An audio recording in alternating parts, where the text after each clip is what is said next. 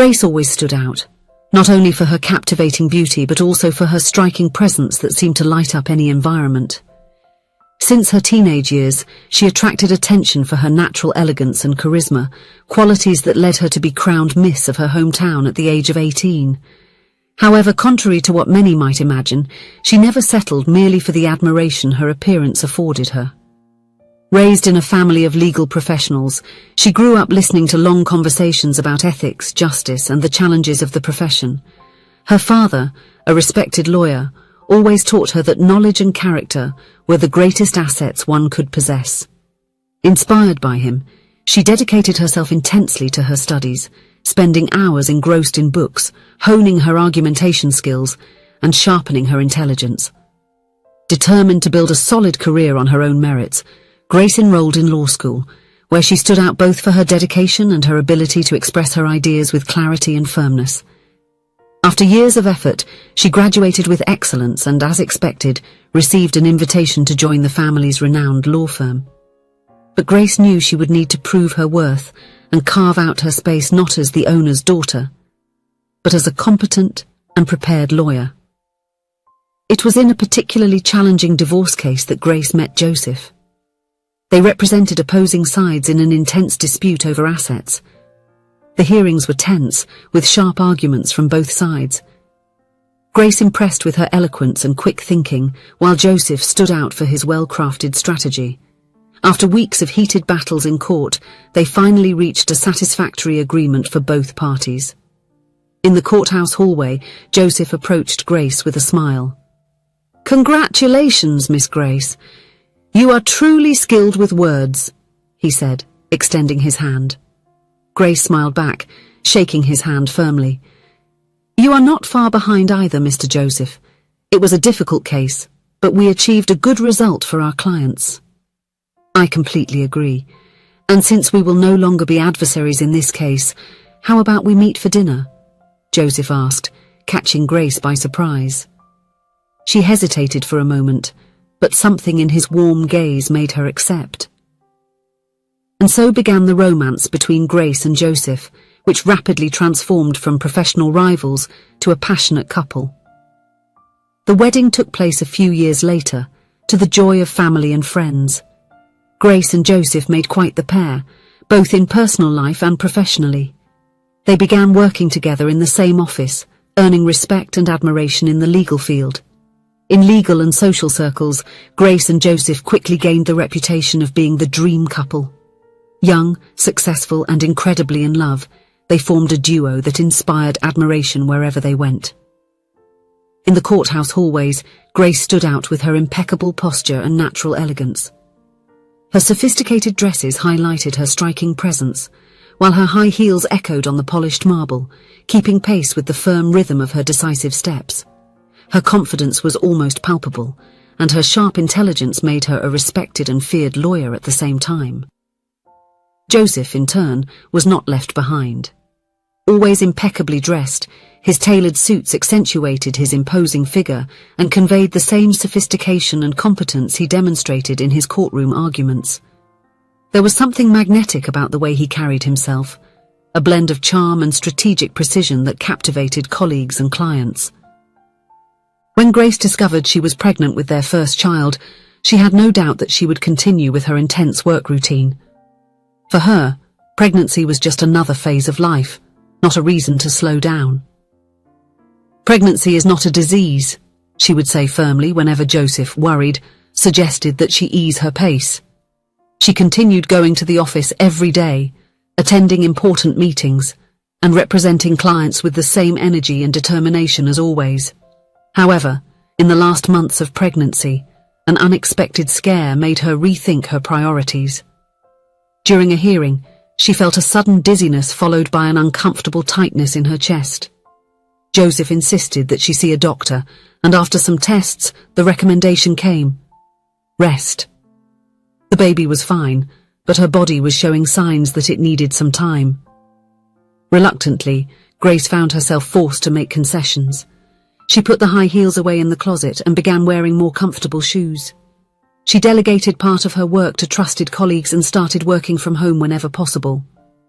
For a woman used to being in control, yielding to her own body was a challenge, but little by little, she learned to accept that forced pause.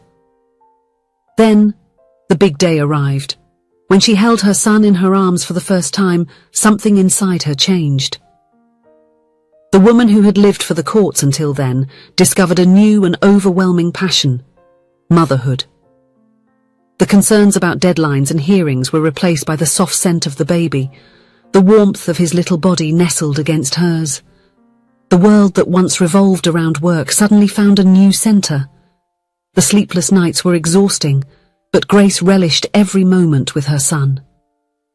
Without hesitation, she decided to temporarily step away from the office to fully dedicate herself to motherhood. Joseph supported her unconditionally. "My love, do whatever you think is best. Your place at the office will be waiting if and when you want to return," he said kindly. Time passed and Grace became pregnant 2 more times. Within a few years, the couple found themselves with 3 small children. The bustling routine of courtrooms was replaced by a more practical, family-oriented life. High heels were stored in the closet, replaced by comfortable sneakers. Elegant dresses gave way to looser, easier-to-wash clothes. The hours Grace used to spend at the gym were now dedicated to taking the children to the park or playing with them at home. She embraced motherhood with all her heart and with undeniable dedication. With the family growing, Grace and Joseph decided to move to a larger house in a quiet residential neighborhood.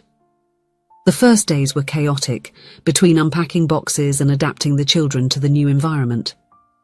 Joseph offered to hire help, but Grace preferred to do everything at her own pace. One day, noticing that the diapers were running out, Grace took advantage of her mother's visit to quickly go to the neighborhood market. While choosing the products, she overheard 2 women talking. "Did you see the handsome and elegant man who moved into the house on the corner? What a beautiful man! Yesterday I saw some children playing in the backyard, but I only saw the nanny there. The wife must be as elegant as he is," commented one of them. Grace was surprised to realize that they were talking about her family. The nanny the women mentioned could only be herself. After all, she was the only one taking care of the children. At first, she didn't mind the confusion, but the comment kept echoing in her mind. The next morning, Grace decided to take the children to the neighborhood park. The day was pleasant, with a gentle breeze rustling the leaves of the trees and children's laughter filling the air. While watching the little ones playing on the slide, some mothers who were chatting nearby approached her with cordial smiles. "Have you been taking care of these children for a long time?" one of them asked, tilting her head with curiosity. Grace frowned slightly, surprised by the question. "Well, yes, since they were born," she replied with a hesitant smile. "That's amazing.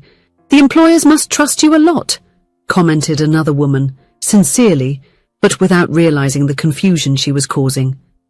Grace blinked, absorbing those words. Only then did she realize that they didn't see her as the mother, but rather as the nanny. She laughed awkwardly but quickly proceeded to clarify, "Actually, I am their mother." The expressions around changed, some accompanied by a brief, uncomfortable silence. "Oh, sorry, I thought that—" The woman didn't finish the sentence, seeming awkward. Grace just smiled, trying not to be affected, but that brief interaction kept echoing in her mind. Throughout the morning, a few more mothers approached her, asking similar questions, and she found herself repeatedly explaining that she wasn't anyone's nanny. She was a mother, wife, and homemaker, even if her appearance apparently didn't match the idea they had of her. When she got home, she looked at herself in the mirror more closely. The years dedicated exclusively to motherhood had left their marks. Post-pregnancy weight gain, the dark circles from sleepless nights, the practical and plain clothes, all contributed to an appearance very different from the elegant lawyer she used to be.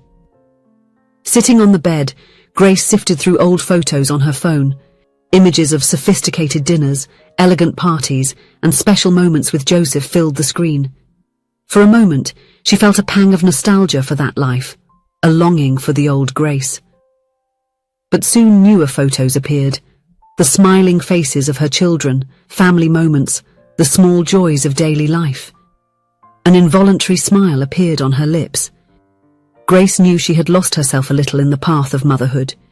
She had dedicated so much to her children that she had ended up neglecting certain aspects of herself.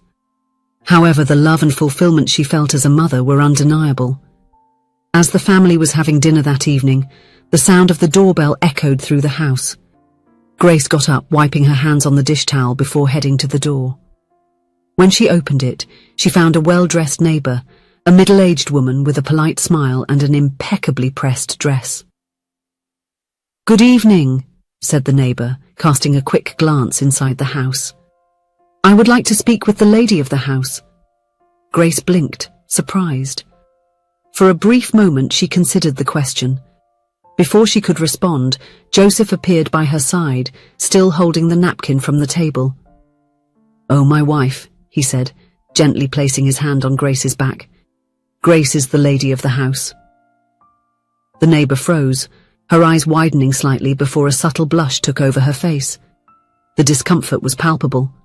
"Oh, I'm sorry, I thought—" She laughed awkwardly, looking away. Grace maintained a serene expression, although inside she felt a mix of emotions.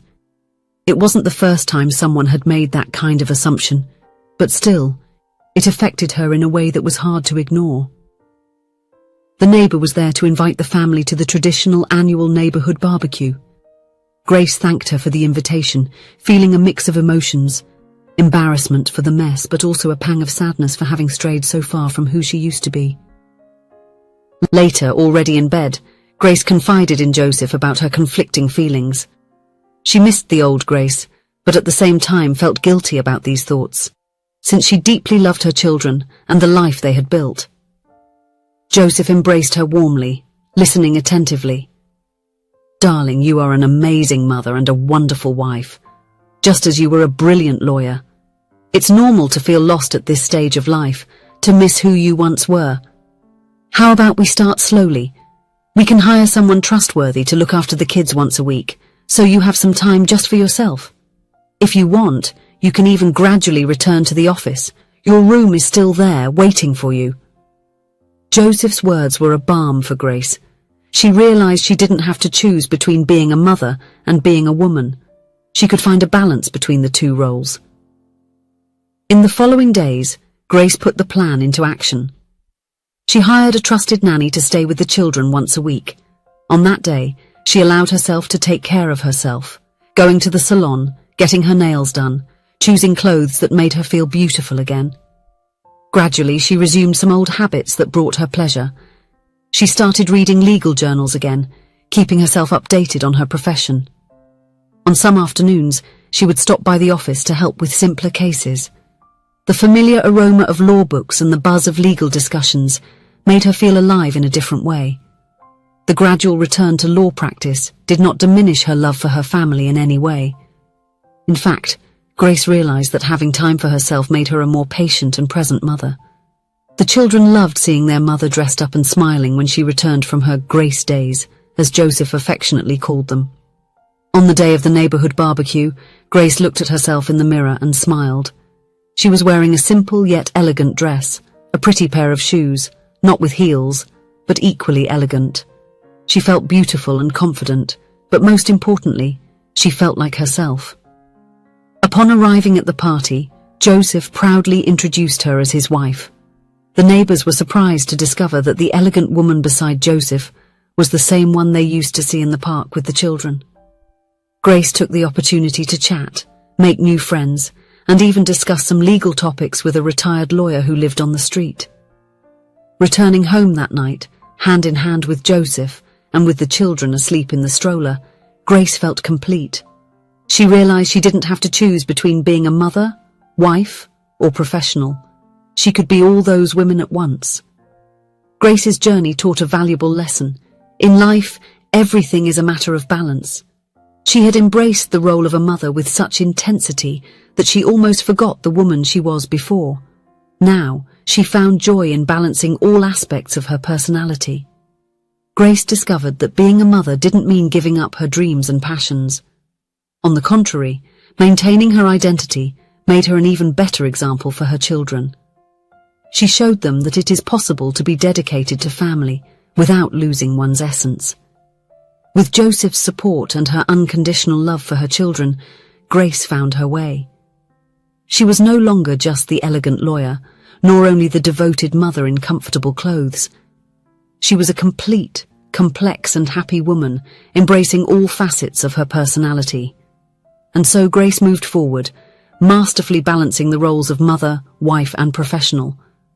Her days were filled with children's laughter, stimulating legal discussions and moments of companionship with Joseph.